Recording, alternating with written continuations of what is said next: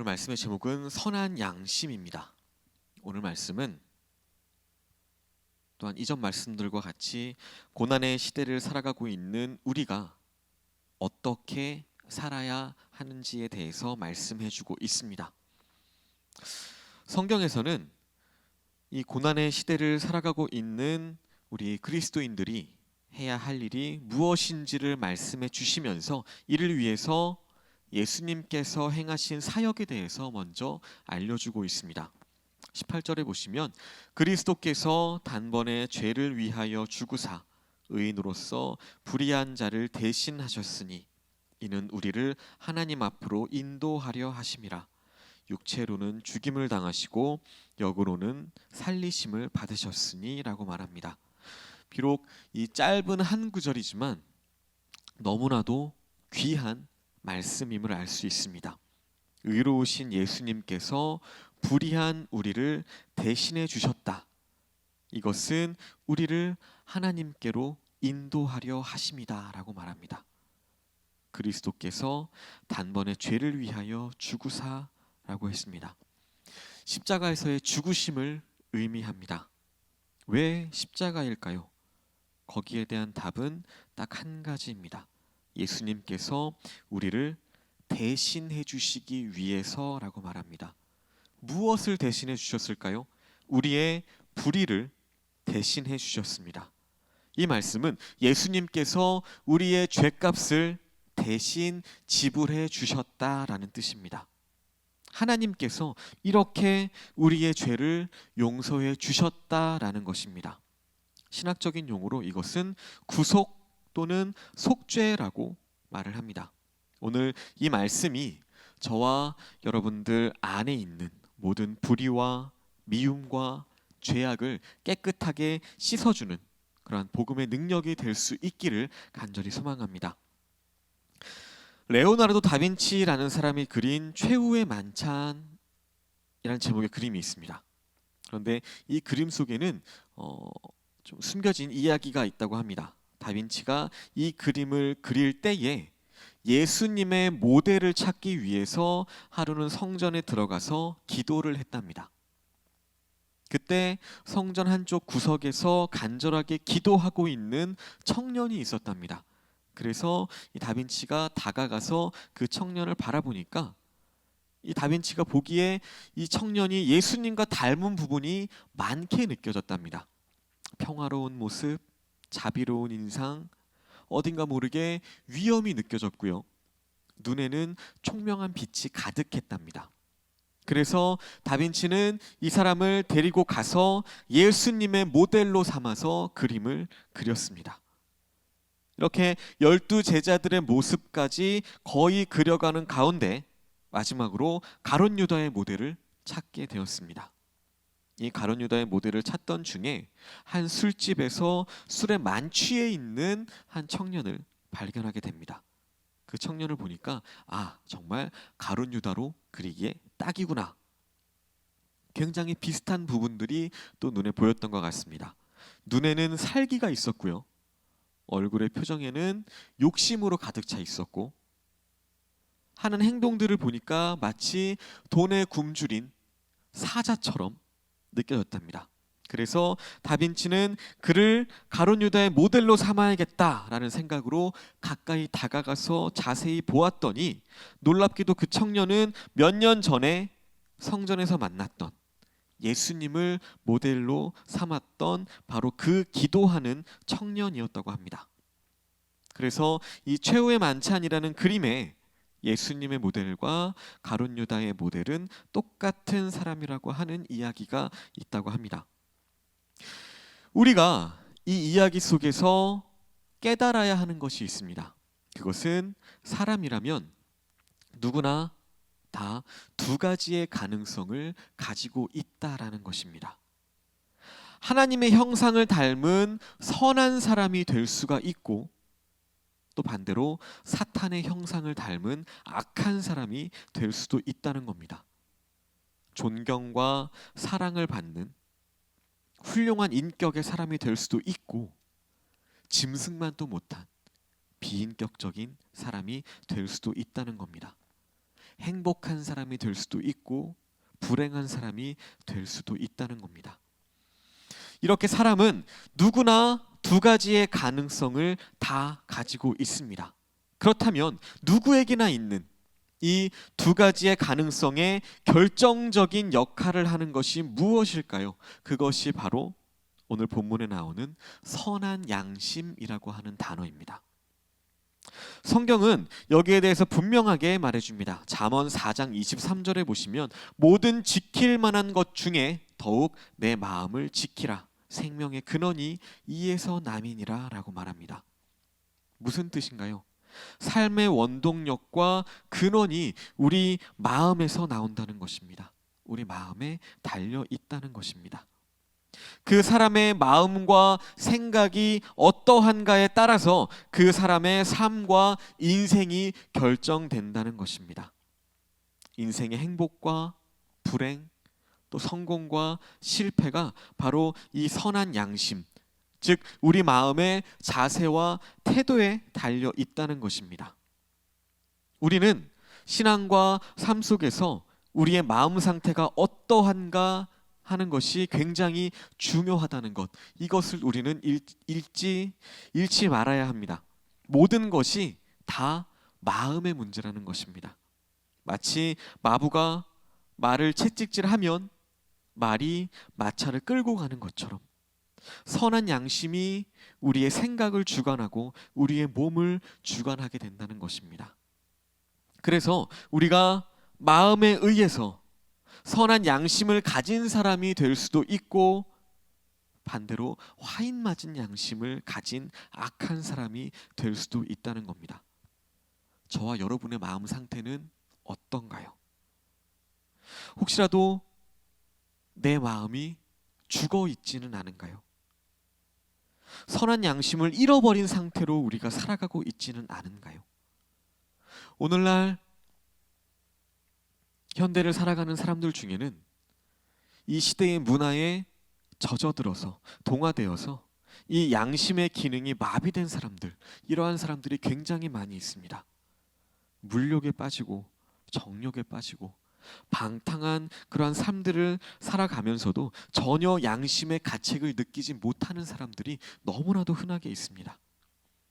선과 악을 판단하는 이 분별력을 잃어버리고 살아가는 사람들이 너무나 많이 있습니다. 개인의 그 지적인 수준이나 그 문명에서 말하는 그러한 지식, 이런 것들로 말미암아서 그 시대의 노예로 살아가게 되어버립니다. 그렇게 자신의 본래의 마음, 즉 선한 양심을 잃어버리게 됩니다.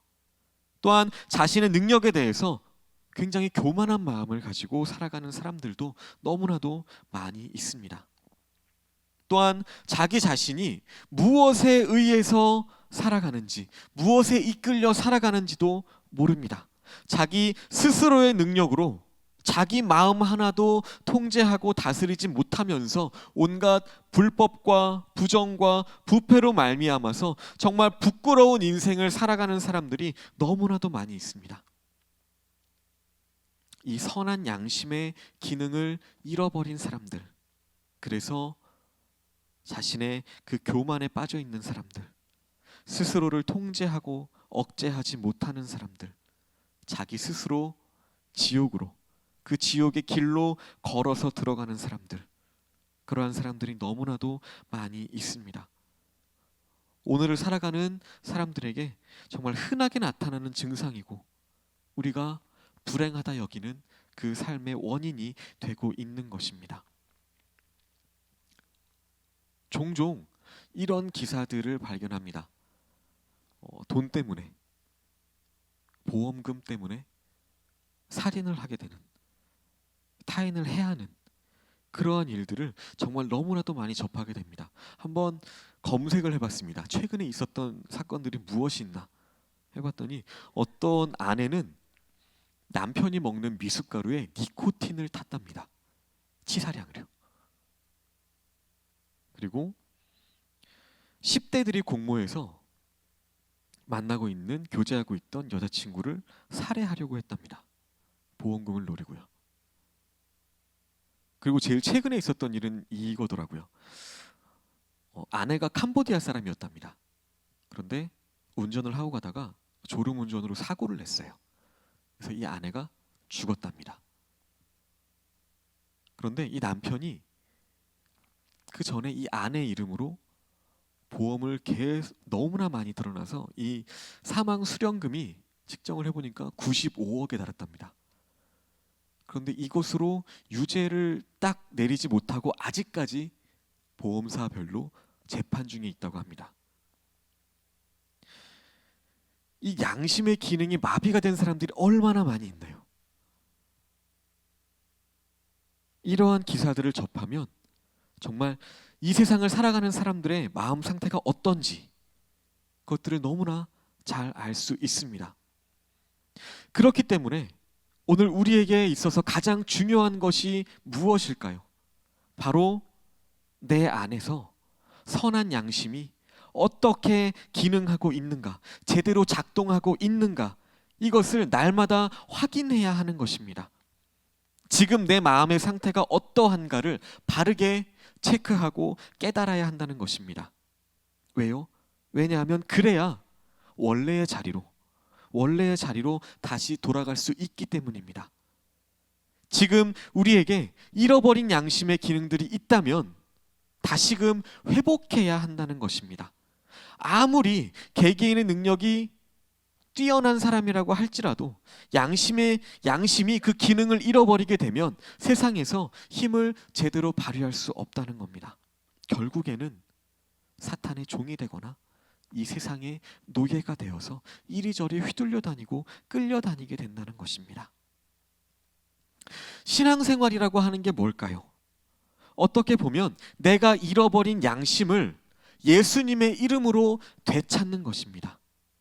또한 그 되찾은 양심을 지키기 위해서 예수님의 마음을 품고 날마다 영적인 싸움을 하는 것입니다. 오늘 본문 18절에 보시면 예수님께서 하늘보좌를 버리시고 이 땅에 오신 이유를 우리에게 분명하게 가르쳐 주십니다. 그것이 바로 우리를 하나님 앞으로 인도하기 위해서다라고 하는 말씀입니다. 오늘 저와 여러분도 예수님 때문에 이렇게 하나님 앞에 나올 수 있게 된 것입니다. 예수님이 아니면 우리는 절대로 하나님 앞에 나아갈 수가 없습니다. 그 이유는 우리가 선한 양심이 아닌 화인 맞은 양심, 즉 우리가 가지고 있는 그 더러운 죄 때문입니다. 죄는 하나님과 우리를 갈라놓고 또한 우리 사이를 가로막는 아주 무서운 벽입니다. 사실 우리는 원래 죄 때문에 다 버림받은 자들이었습니다. 죄로 말미암아서 이미 죽은 자들이었습니다. 그런데 예수님께서 우리의 죄를 대신해서 화목제물이 되어주셨습니다. 죽었던 우리의 영혼을 다시금 살려주셨습니다. 우리의 양심을 다시 회복시켜 주셨습니다. 선한 양심을 가지고 하나님 앞에 나아갈 수 있도록 우리에게 생명의 길을 열어주셨습니다. 그래서 오늘을 우리가 선한 양심을 가지고 살아가야 하는 것입니다. 그래서 그 선한 양심을 예수님이 다시 오시는 그날까지 잘 지켜내는 성도들이 되어야 하는 것입니다. 왜냐하면 선한 양심을 가질 때에 우리가 하나님 앞에 설 수 있기 때문입니다. 시편 24편 3절 4절에 보시면 여호와의 산에 오를 자가 누구며 그의 거룩한 곳에 설 자가 누구인가? 곧 손이 깨끗하며 마음이 청결하며 뜻을 허탄한 데에 두지 아니하며 거짓 맹세하지 아니하는 자로다라고 말합니다. 여기서 손이 깨끗하고 마음이 청결하고 뜻을 허탄한 데 두지 않고 거짓 맹세하지 않는 그 모든 것이 다 선한 양심에서부터 비롯되는 것들입니다.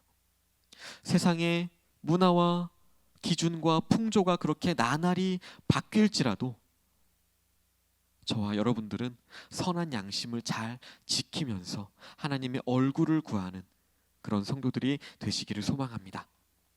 그러면 우리가 이러한 선한 양심을 빼앗기면 어떻게 될까요? 먼저는 우리가 연약해집니다. 힘을 사용하지 못합니다. 힘을 쓰지 못하게 됩니다. 왜냐하면 생명의 근원인 그 마음을 빼앗겨 버리기 때문에 그렇습니다. 사람이 살아가는 힘의 그 모든 근원이 바로 마음, 즉 선한 양심에 달려 있기 때문입니다. 두 번째로, 선한 양심을 빼앗기게 되면 우리는 종이 되어버립니다. 우리가 세상에 선한 양심을 빼앗기면 세상에 붙들려서 세상의 종이 되고 맙니다. 세상에 의한 삶을, 세상에 휘둘리는 삶을 살아가게 됩니다. 사탄에게 양심을 빼앗기면 사탄의 종이 되어버립니다. 세 번째로, 우리가 선한 양심을 빼앗기면 절대로 온전해질 수 없습니다. 옳고 그름을 판단하는 그 판단력을 잃어버리게 됩니다. 다른 사람들을 이해하지 못합니다. 오해가 생깁니다. 또 내가 좋아하는 것들만 좋아하게 되고요. 나머지 것들은 배척하게 됩니다. 제대로 된, 예수님께서 보여주신 그 제대로 된 사랑을 할 수 없게 됩니다. 그렇게 이기적인 사람이 될 수밖에 없는 것입니다.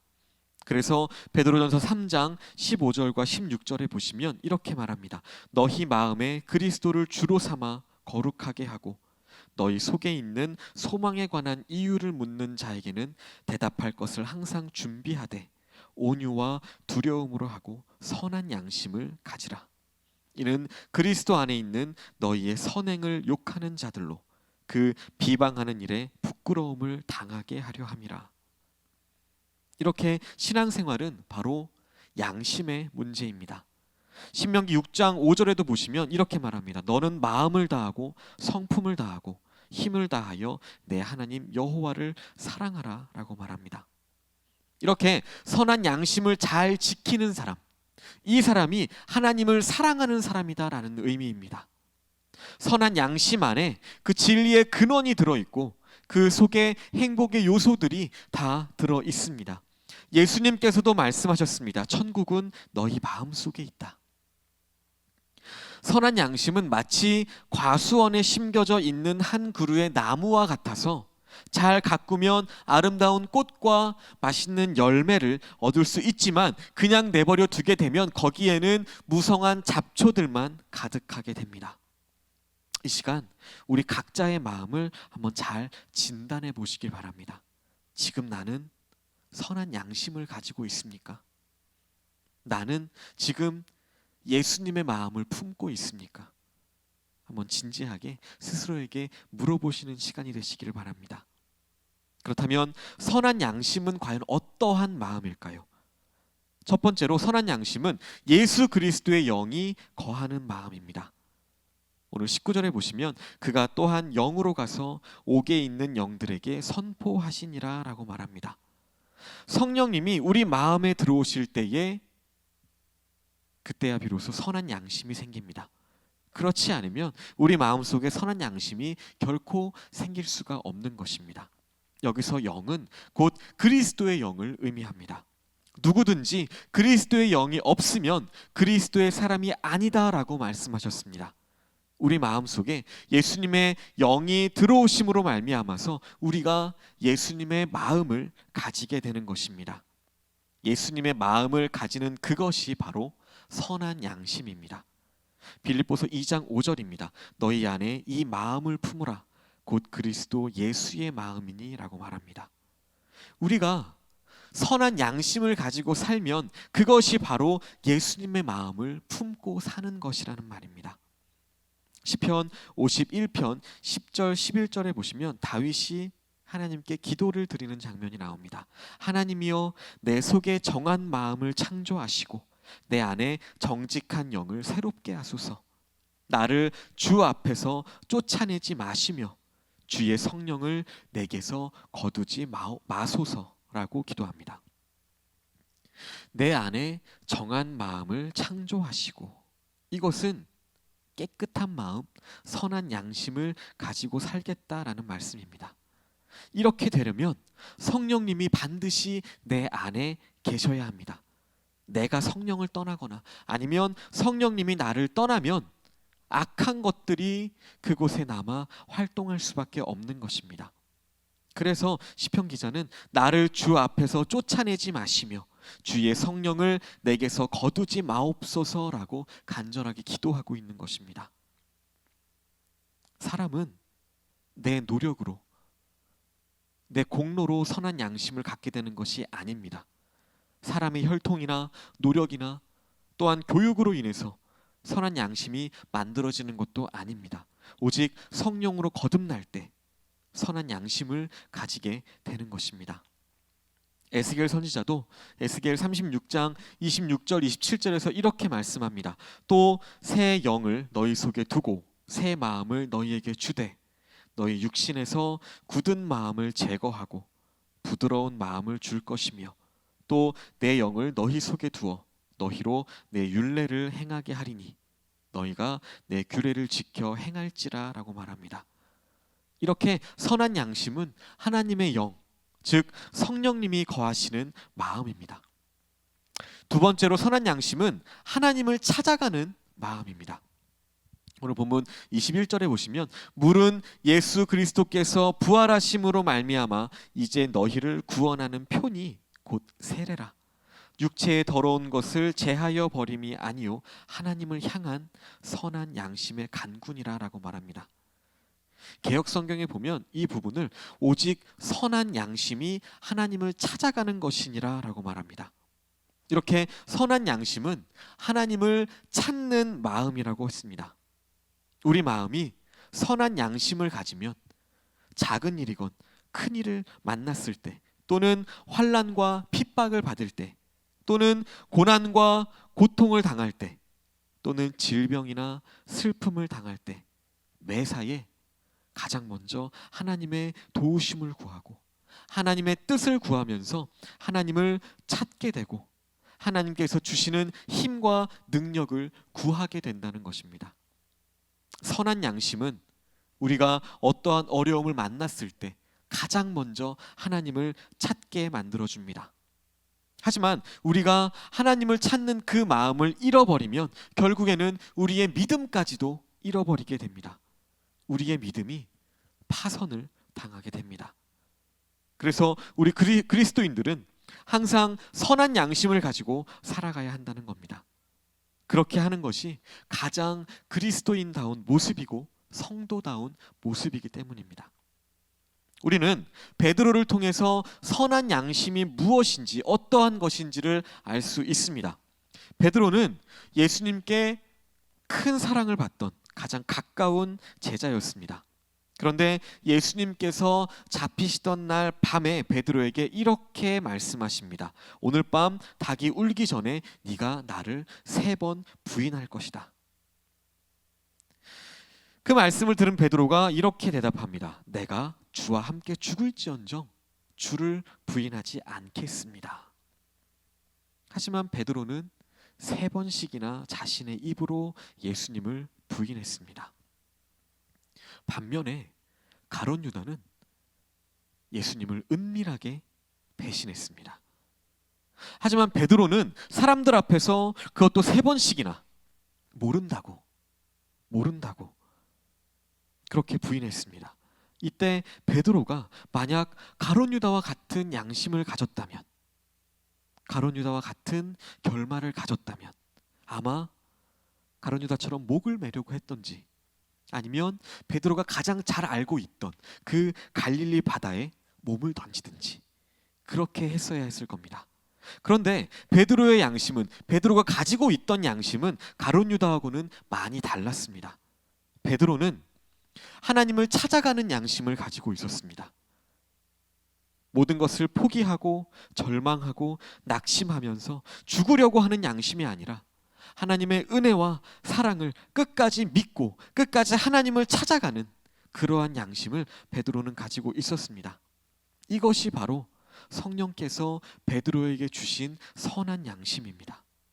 베드로는 이런 선한 양심을 가지고 주님 앞에 회개하면서 하나님을 찾는 놀라운 은혜를 경험했습니다.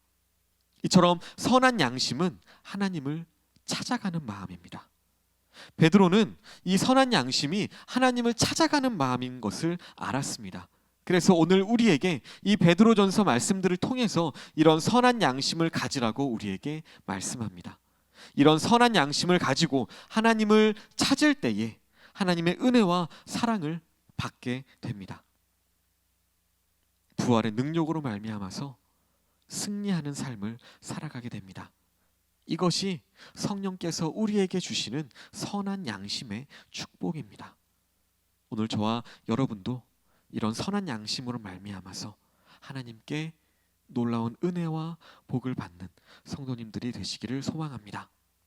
오늘 우리에게 가장 중요한 것, 그것은 선한 양심을 가지는 것입니다. 그래서 어떠한 어려운 일을 만나도 끝까지 참고 견디면서 하나님을 찾는 그러한 마음을 가지고 살아가는 것입니다. 그럼 우리가 어떻게 하면 하나님을 찾는 이 선한 양심을 가지고 살아갈 수 있을까요? 오늘 본문에 보시면 노아를 소개합니다. 노아를 소개하면서 이 노아가 악한 세대 가운데에서 어떻게 구원을 받게 되었는가, 이것을 우리들에게 가르쳐주고 있습니다. 성경에 보시면 노아는 의로운 사람입니다. 또한 참으로 힘들고 어려운 시대를 살아온 사람입니다. 언제 어떻게 하나님의 심판이 임할지 알 수 없는 이 심판이 임박한 그러한 시기에 살면서도 노아는 하나님의 말씀에 순종했습니다. 노아는 그렇게 어려운 시대에 살면서도 구원받을 수 있는 방법을 사람들에게 전했습니다. 복음을 전했습니다. 노아는 방주를 짓는 기간 그 120년 동안 복음을 전했지만, 사람들에게 구원받을 수 있는 방법을 이야기해 주었지만 겨우 자신을 포함한 가족 8명만 구해냈습니다. 오늘 본문 20절에 보면 그들은 전에 노아의 날 방주를 준비할 동안 하나님이 오래 참고 기다리실 때에 복종하지 아니하던 자들이라. 방주에서 물로 말미암아 구원을 얻은 자가 몇 명뿐이니 겨우 8명이라 라고 말합니다. 이 말씀에서 겨우 8명이라, 이 표현은 노아의 전도가, 노아가 구원을 받을 수 있는 방법을 전한 그것이 그 정도로 보잘것없다라는 것을 의미하는 말이 아닙니다. 이 노아의 시대가 얼마나 복음을 전하기가 어려웠는지, 그리고 그 시대의 사람들이 마음이 얼마나 강팍했는지, 그래서 사람들이 복음에 반응하지 않았다는 것, 이것을 강조하고 있는 말씀입니다. 어쨌든 결국에 승리자는 노아가 되었습니다. 베드로는 노아를 통해서 바로 이러한 사실을 강조하고 싶었던 것 같습니다. 우리가 믿음으로 하나님을 찾고 세상을 이기는 사람이 되려면 노아처럼 하나님의 말씀을 듣고 순종하는 사람이 되라는 것입니다. 그리고 열심히 복음을 전하는 사람이 되라는 것입니다. 굉장히 힘든 시대에 살았던 노아가 말씀에 순종하고 복음을 전하면서 사람들의 구원은 그 일을 열심히 감당했던 것처럼 우리도 그렇게 살라는 것입니다. 우리가 믿음을 지키는 가장 좋은 길은 노아처럼 하나님의 말씀에 순종하는 것입니다. 그리고 우리가 선한 양심을 지키는 가장 적극적이고 가장 좋은 방법은 첫째가 복음을 전하는 것이고요, 또 둘째도 셋째도 복음을 전하는 것입니다. 디모데전서 1장 19절에 보시면 믿음과 착한 양심을 가지라. 어떤 이들은 이 양심을 버렸고 그 믿음에 관하여는 파선하였느니라 라고 말합니다. 우리가 선한 양심을 버리게 되면 우리 믿음의 배는 파선하게 됩니다. 가라앉게 됩니다. 믿음이 파선하게 되면 땅에서도 하늘에서도 그 생명을 잃게 됩니다. 선한 양심은 우리 마음속에 들려오는 하나님의 음성입니다. 이 선한 양심은 영혼의 지성소의 역할을 감당하고요, 또한 우리의 마음의 등불이 되어줍니다. 그렇기 때문에 우리가 이 선한 양심을 버리면 우리의 마음이 어두워지게 될 것입니다. 그리고 결국 하나님을 모른다 말하게 될 것입니다. 그러면 우리가 하나님을 찾지도 않게 되어버립니다. 우리는 그렇게 되는 것을 절대로 두려워해야 합니다. 사도 바울은 이렇게 고백합니다. 고린도전서 2장 2절입니다. 내가 너희 중에서 예수 그리스도와 그가 십자가에 못 박히신 것 외에는 아무것도 알지 아니하기로 작정하였습니다. 말씀을 맺겠습니다.